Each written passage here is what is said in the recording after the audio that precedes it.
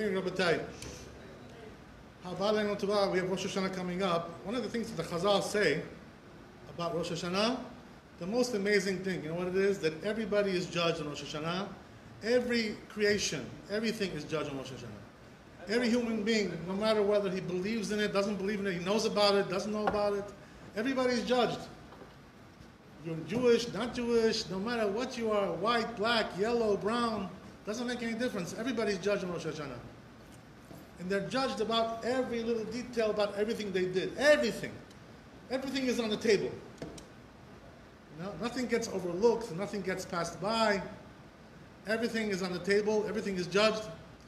So, one of the most important things that they judge us on, which we're all worried about, you know what it is, right? Parnasah, you know, we always are worrying about Parnasah. How much money we're going to make, are we going to be doing well financially, and so forth and so on. So the truth is that they judge us also about that, meaning to say that they judge us how much money we're going to make this following year. How much is he going to make? What? 150, 250, 350.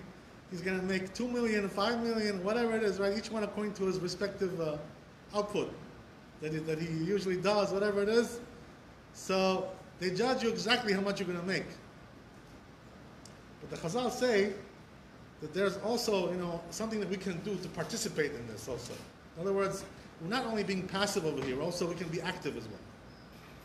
You know what it means to be active? That means that we can also influence the judgment as well. How do we do that? Because even if they judge us to make a certain amount of money this year, this coming year, we can change it.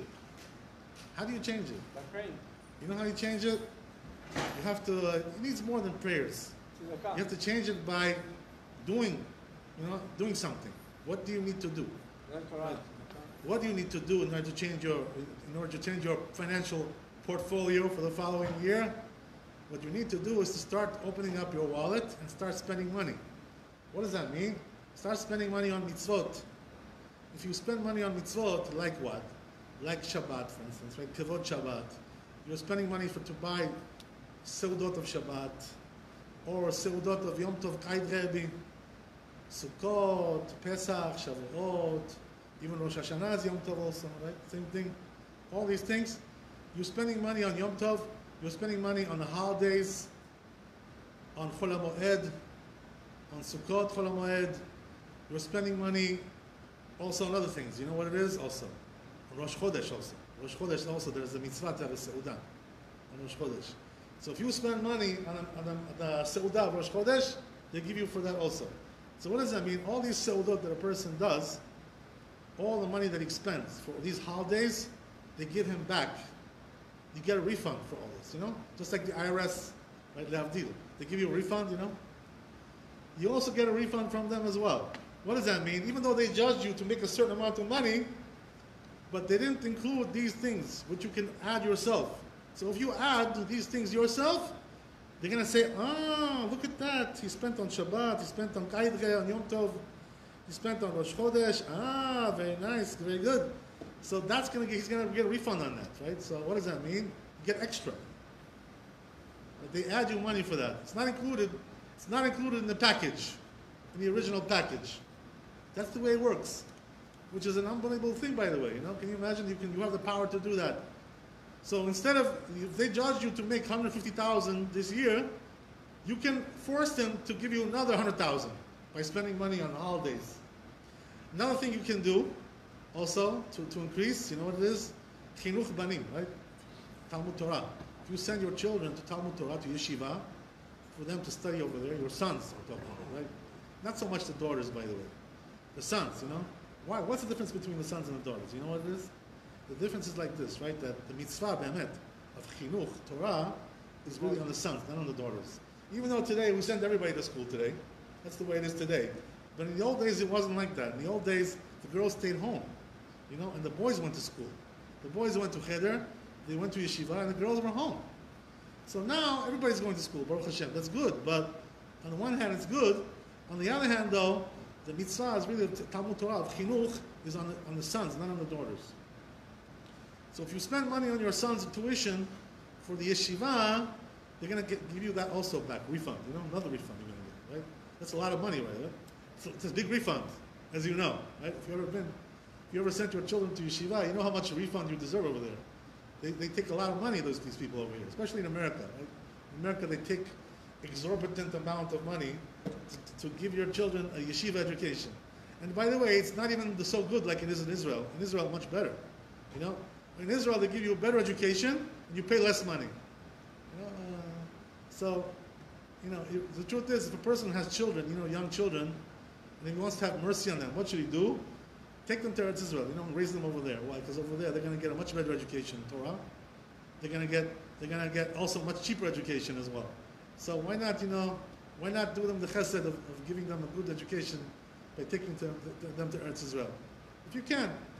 So as we said, right, you get that back too, that money, all this money you spend for yeshiva, for you to teach your son Torah, to send him to this place, to that place, all kinds of places. You support him.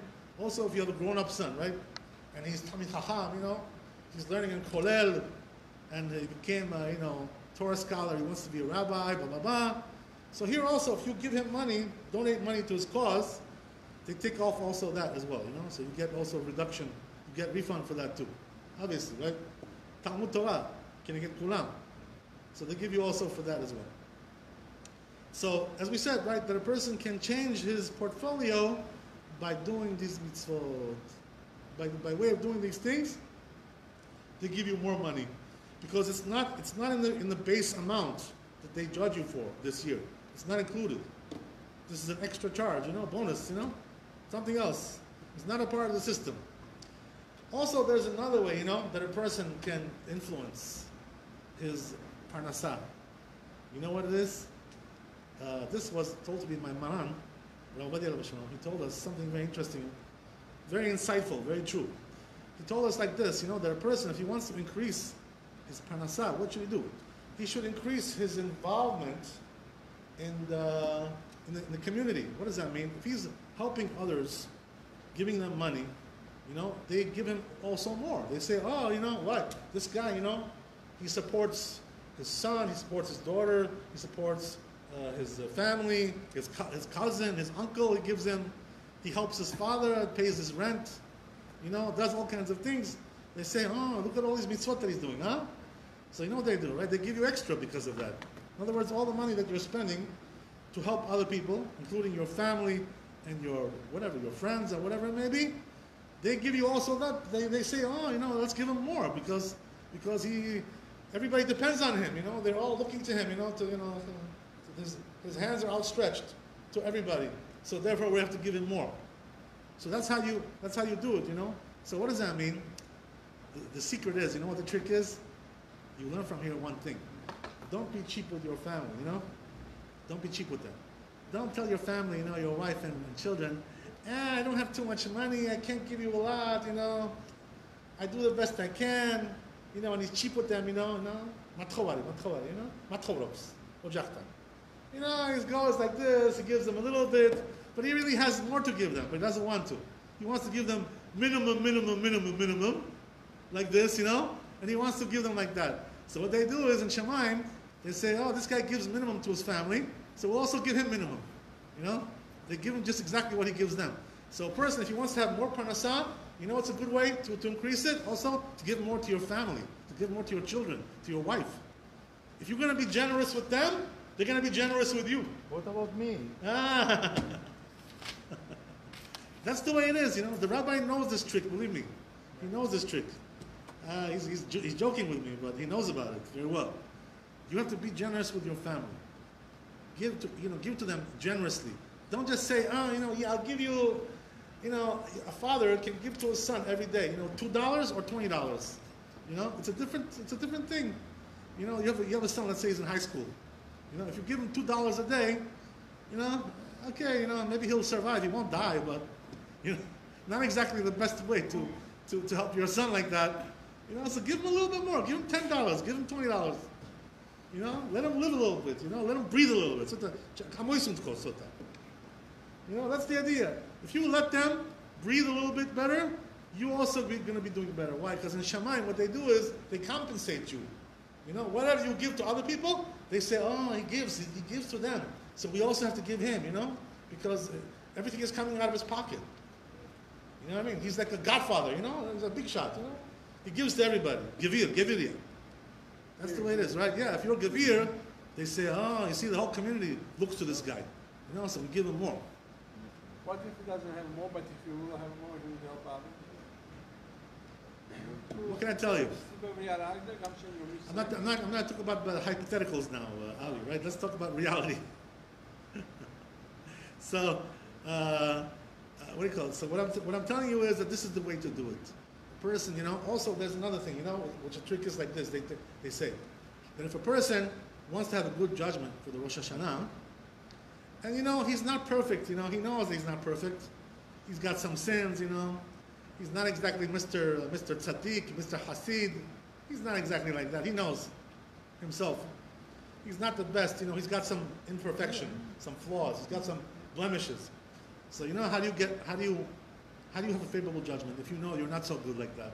You're not the best. You know yourself. You're not the best. So you know how you do it? By being entangled, by being involved with others, by helping others, you know? They depend on you. So you know what they say, right, in Shammai? They say, oh, you know, this guy, he's not so good, you know, he's not a big tzaddik. But because he's involved with other people, helping other people, the community needs him, you know? So since the community needs him, we'll let him pass with a good judgment, even though he doesn't really deserve it by himself. But since he's involved with the community, and he's holding up the community with his charity, with his chesed, so therefore we're going to also help him, you know, and let him pass. So and that's another trick, you know, that if you're involved with the community and helping the community, they will also help you as well. Because they're going to say, if we don't help him, the whole community is going to suffer. Oh, right? That's another way to do it. Also, another thing, you know, that you have to consider is like this. That as we said, that a person is going to make a certain amount of money every year. That's judged every year. But, right, there's also another judgment, you know, that they do besides that, right? The other side, you know? The other side? What's the other side? How much money he's going to lose. Oh, right? How much money he's going to lose. Let's say, they say, right, like this. They're going to say, he's going to make $200,000 this year, but he's going to lose $50,000. Oh. That's what they do. You know, they make a judgment on that too. According to his sins, according to his imperfections. So if a person has a judgment like this, you know, there's a midrash that talks about this. So what can a person do to avert this problem, right?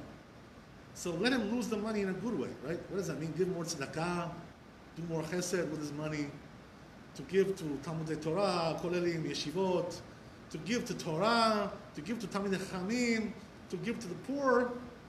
So what happens is that if he does that, they're going to say, okay, yeah, we decreed on him, he's going to lose $50,000, but he lost it to charity, you know? That's good, it's tzedakah, he did tzedakah. So they count that as the money that you're going to lose. So this is the decision that a person has, you know, every year. What does that mean? As the Chazal tell you, you know, the Midrash, they say, right, if you don't give the money to Yaakov, you're going to wind up giving it to Esav, right? Who's Esav? Uncle Sam, right? Moving violations, right? Parking violations, right? You've got all kinds of things, right? IRS. That's Esav. Uncle Esav you're going to give it to. Uncle Sam, right? Uncle Esav is waiting for you. If you don't give to Yaakov, who's Yaakov? Yaakov is Talmid Chacham. What was Yaakov Avinu? It was Talmid Chacham. If you don't give to Yaakov, you're going to give to Esav. Esav is going to get you. That's the idea, right? So the way to avoid losing money that year that they judge you to lose is by giving to the tzedakah, giving to good causes. So a person has to take this into account, you know? You're going to lose anyway. So might as well lose it in a good place than to lose it in a bad place. You know? That's the cheshbon, you know? So a person, as we see, right, he does have a lot of power to effectuate, to influence his judgment in parnasah, by doing all kinds of things like this in order to avoid the problems, you know, the negative side, by doing all these kinds of things. They say, by the way, you know, there's a letter that was written by the Gaon of Vilna. We have this letter today, so we can see exactly what it says there. Who did he write this letter to? Right? Not today, like, you know, today, what are the rabbis doing? Writing letters to politicians, you know? This politician, that politician, you know? Yeah, they think the politician is going to save them, right? That's why they said they Pirkei Avot. Al titvadah l'rashut. Right? What does that mean? Don't rely on the politicians. Don't rely on the government. They say, you know what they say, right in Pirkei Avot? When they need you, they'll come in and give you a kiss and hug. What does that mean for election time, When they're getting elected, they'll come and kiss you and hug you and then say, yeah, please, support us and then we'll help you, we'll help you, yeah. But when you support them, right? You help them with the elections. And then when push comes to shove, when you need something from them, you go to them, they give you shishka, They give you, right? Nothing they give you. That's the way it is, right? That's what the Chazal say. That the Rashut, the government, at the time when they need you, they look like your friend. But at the time where they don't need you and you need them, all of a sudden they don't know who you are. Who are you? We don't know who you are. I'm sorry, I can't break the laws. I have to keep the laws of the Constitution. I have to keep. They tell you, I can't bend the laws for you. Right? So that's the way it is with the government. So a person, shouldn't rely on the government, right? Instead, the Gaon Vilna, he wrote a letter, not to the government, right, to help him, whatever. So he wrote a letter to his family, right, to his wife and children. That's what he did, right? So why did he do this? Because he was leaving, He wanted to do the mitzvah of going to Eretz Israel, living over there. So he tried to go and break through, because over there at that time, it was very hard to get into Eretz Israel. Not like today, we have El Al, you pay $1,000, you're there, right? That's it, right? No problem. Just wear a mask. They'll let you on the plane. No problem, right? That's all you got to do. Just wear a mask. That's all you got to do. In the old days, to go to Eretz Israel, it was like you're risking your life. You may die. God knows what's going to be, right? Some pirates may come, on the way and kill somebody. God knows what. So the Gaon Vilna wanted to go to Eretz Israel. So what he did was he left a letter with his children and his wife. Dariga, told them advice how to behave when he's gone. So you know what he told them, right? He told them one thing: when it comes to the expenditures of Shabbat, don't skimp. Don't be cheap. Don't be kamtzan. What does that mean? Spend as much money as you can for Oneg Shabbat, to buy the best foods, to buy the best drinks. He told them, and don't save any money on this. Go all the way. Whatever you can do to do the kavod of Shabbat. That's what he told them. Even though he wasn't really a wealthy man, the Gaon Vilna, he was never a tycoon or a wealthy man or anything like that. But nevertheless, he knew the value. Shabbat is dapased. He knew Oneg Shabbat, how much that means. So he told his family, go all the way when it comes to Shabbat. You're spending all your money, whatever you have. Empty out your pockets, empty out your purse, and go and spend all the money for Shabbat. That's the way it is, So that's exactly what the Chazal are telling us as well. What does that mean? That all the money you spend for Shabbat, it's going to be coming back to you, right? What does that mean? It's not included in the parnasah you're getting every year. That's already a different cheshbon. It's a different calculation altogether. ברוך ה' לעולם, אמן ואמן. רבי חנניה בן הקשה אומר, רצה הקדוש ברוך הוא לזכות ישראל, ולפיכך נזכור עם תורה נצור, שנאמר, נתן לך פרס לא מען צדקו, יגדיל תורה בידי. תודה,